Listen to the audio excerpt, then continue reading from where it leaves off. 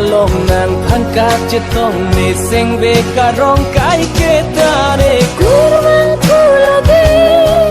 kai kita nang phankene kurang kulage mane chethe to tike bang so birthe along nang phangkat chetong ne sengve karong kai ketare kurang kulage kai kita nang phankene urwang tulode lane chethe to tike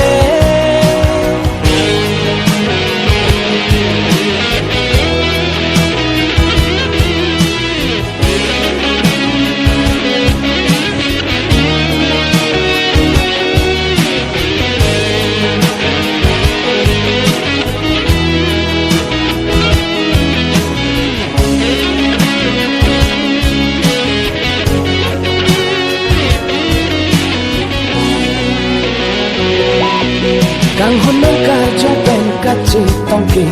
ni sing sam jing kai ke kang hôn nang sing ve ka rong hen lo ni sing ve ke mang dam kai ke kang hôn nang ro che ben nang ka chin ti mi ni sing sam jing kai ke kang hôn nang bolon ben la nang ke lang mi sar ti in sam jing kai ke ne sing ve kai ke nang si proverlo ne sarti anden nang sumbi si thir hetlo ne sengve arlo kai ke nang si proverlo ne sarti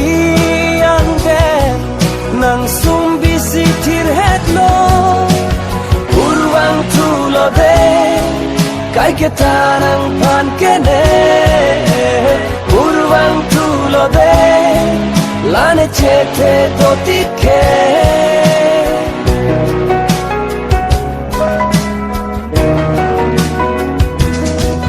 sara jiru pha alam suri voleng ji kaya alam ke manan ji kai ke me kriya alam bi isum ke boya donre nang le ne kaya long wang ve ason te voleng in tung te ji ne rijak nang ke oda phit ke